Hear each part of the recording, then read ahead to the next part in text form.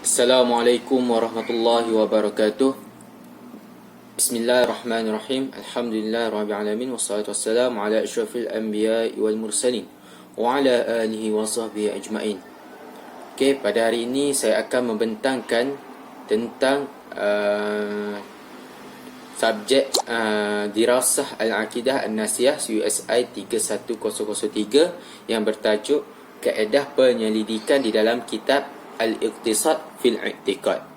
Okey, sebelum itu saya memperkenalkan diri saya, Muhammad Muhaimin bin Muhammad Razali, nombor matris 054786, dan nama pensyarah saya ialah Prof. Maya Dr. Syekh Hazrul Ladfi bin Syekh Omar. Sebelum itu saya telah mendapat tugasan daripada pensyarah saya, yang mana saya telah diberikan tugasan untuk mengolah ataupun mengupas serba sedikit apa yang diajar oleh ustaz pada sambungan video tahmid yang keempat. Okey, untuk slide yang pertama ini ialah kaedah penyelidikan yang digunakan oleh Imam Al-Ghazali. Dan kita tahu Imam Al-Ghazali ni adalah seorang ulama yang paling terkenal. Okey, kaedah yang pertama yang digunakan oleh beliau ialah as-sabru wal taqsim, selidik dan saring. Yang kedua, tartibun aslina ala wajhi akhar, menyusun dua asas ilmu dengan menggunakan cara yang lain. Dan yang ketiga, tad'i istihalah da'wal khasmu, mendakwa pandangan musuh perkara yang mustahil. Jadi pada slide seterusnya saya akan menerangkan apa itu manhaj tersebut dengan lebih terperinci. Jadi saya akan membentangkan tentang manhaj yang pertama. Manhaj yang pertama ialah as-sabru wa taqsim, selidik dan saring. Okey, Imam Ghazali menggunakan manhaj pertama ini iaitu as-sabru wa taqsim, dan saya akan bawakan contohnya ialah alam ini baharu, merupakan satu kenyataan. Okey, pandangan yang pertama mengatakan bahawa alam ini tidak ada baharu, separuh atau tiada separuh, yang mana ia menunjukkan sesuatu keyakinan. Yang kedua pula, keyakinan yang bermaksud mustahil alam itu sedia. Ya, dan yang ketiga, natijahnya bahawa alam ini baharu mestilah terhasil daripada dua perbincangan ilmu tersebut. Namun begitu, ianya bukan asas daripada dua ilmu haddul awsat itu sahaja, asalkan dua ilmu tersebut mempunyai kaitan, juga dinamakan sebagai dakwaan. Jadi untuk pandangan yang pertama dan kedua ialah sebagai satu kenyataan yang mendakwa itu adalah suatu keyakinan. Contoh yang lain yang boleh saya bawakan, makhluk itu baharu. Jadi di sini kita akan menunjukkan sesuatu keyakinan yang sesungguhnya makhluk itu adalah sesuatu yang baharu, dan mustahil juga makhluk itu sedia. Seperti mana yang kita belajar mantik. Dalam ilmu mantik ni yang mana mempunyai dua muqaddimah, iaitu muqaddimah sughra dan muqaddimah kubra. Jika dua ilmu itu diyakini, maka akan timbullah dakwaan sesuatu kebenaran. Okey. Yang seterusnya, menyusun dua asas ilmu dengan menggunakan cara yang lain. Tartibun aslina ala wajhil akhar. Menyusun dua ilmu tersebut dengan cara yang lain, contohnya, setiap perkara yang mempunyai ciri-ciri yang baharu, maka ia tetap baharu. Alam ini dikenal pasti mempunyai ciri-ciri yang baharu, ciri keyakinan yang kedua, maka dengan ini dakwaan tersebut benar. Seperti mana yang kita tahu, alam ini memang baharu. Dengan adanya makhluk baharu, lepas tu tumbuh-tumbuhan pun baharu, bukannya bersifat kekal. Seterusnya, manhaj yang ketiga iaitu tad'i istihalah da'wal khasmu, mendakwa pandangan musuh sebagai perkara yang mustahil. Pertama sekali, tidak membentangkan dakwaan tersebut sebagai suatu kebenaran, namun mendakwa pandangan musuh sebagai satu kesalahan yang mustahil dengan membuktikan kepada musuh bahawa pandangan yang dibawa oleh mereka itu mustahil. Seperti contoh, di dalam suatu perdebatan, pembangkang mendakwa bahawasanya alam ini sedia, dan kita terus menyangkal dakwaan tersebut yang mana mustahil alam ini sedia. Kerana kalau ikut logik akal, kita sudah tahu alam ini adalah baharu yang mana mempunyai penciptanya, iaitu Allah Subhanahu wa Ta'ala. Contoh pandangan yang pertama, sekiranya pusingan cakrawala ini tidak ada kesudahan, maka perkara yang tidak ada kesudahan itu berhenti pula, maka dakwaan tersebut mustahil. Memang sah perkara tersebut mustahil kerana cakrawala ini adalah sesuatu pusingan,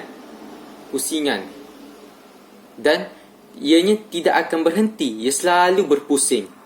Jika ia berhenti, maka perkara tersebut adalah mustahil. Okey, untuk pandangan yang kedua pula, mustahil selesai perkara yang tidak ada kesudahannya.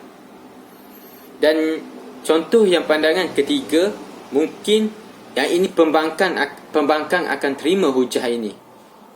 Dan hujah yang ketiga ini adalah disebut sebagai satu bentuk pendalilan.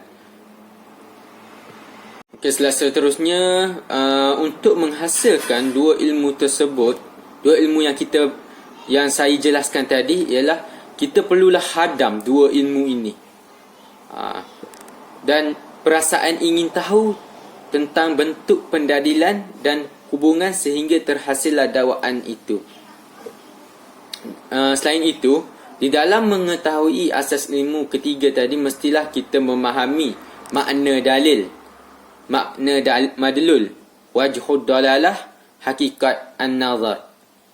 Dan asas ilmu ini sangat penting untuk digunakan dalam ilmu asas yang ketiga, iaitu tad'i istihalah da'wal khasmi. Slide yang ketujuh menerangkan tentang tujuan Imam Ghazali menulis istilah ini untuk memahami dan peka pada makna an-nazar tersebut. Seperti yang kita lihat tadi pada slide yang ke-6, yang menunjukkan tentang hakikat an-nazar dalam ilmu asas yang ketiga, iaitu tad'i istihalah da'wal khasmu. Okey, istilah bentuk an-nazar itu mempunyai tiga, ialah yang pertama fikir, kedua keinginan, ketiga fikir kepada sesuatu yang ingin dicari ataupun mencari. Okey, yang kedua ialah jika seseorang tidak memahami istilah ini, maka mereka akan mendakwa perkara tersebut adalah perkara khilaf, walaupun perkara tersebut tiada khilaf pun. Di sini, pada zaman sekarang ni kan, kita banyak lihat orang ramai ni lebih suka kepada benda-benda yang khilaf. Sebenarnya benda khilaf ni dia tak ada gapo-gapo pun sebenarnya kalau tak dibangkitkan. Sebab gapo? Kalau benda tu mendatangkan ganjaran pahala, maka benda tu molek. Tapi begitulah manusia zaman sekarang ni, suka sangat kecek benda-benda khilaf. Seterusnya, Imam Ghazali menegaskan bahawasanya kebanyakan kesilapan yang muncul daripada seseorang yang mencari makna pada lafaznya tersendiri, sepatutnya mereka harus cari dan faham dahulu makna lafaz ini, kemudian barulah melihat kepada lafaz literal itu. Yang ni pun banyak banyak kali diingatkan. Sebab ke apa? Sebab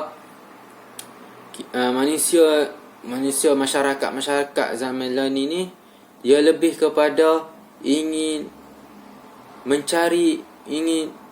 faham selalu perkara tersebut. Bukannya ingin mencari makna dan faham dulu lafaz yang dinyatakan. Terus nak tahu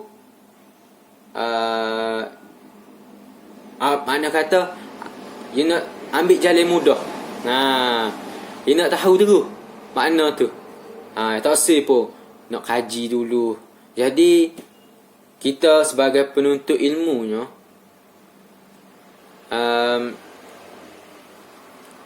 kita perlulah bila kita mengkaji sesuatu lafaz ataupun sesuatu kajian, kita hendaklah faham dulu makna dan cari dulu maksud tersebut supaya tidak akan berlakunya kesilapan yang boleh mendatangkan kekeliruan kepada masyarakat. Akhir slide sekali, di akhir slide ini dia menerangkan tentang mahas ketiga yang mana mempunyai sumber-sumbernya untuk memahami asas-asas ilmu tersebut. Pertama sekali, al-hissiyat.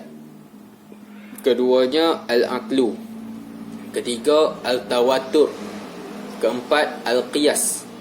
Kelima, as-sami'at.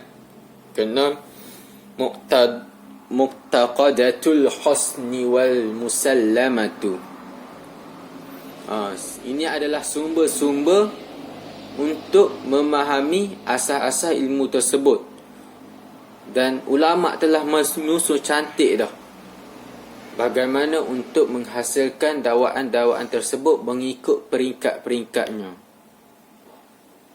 Okey, jadi itulah sebuah sedikit pembentangan saya pada hari ini. Jika ada salah silap, saya minta maaf. Okey. Assalamualaikum warahmatullahi wabarakatuh. Wallahu a'lam.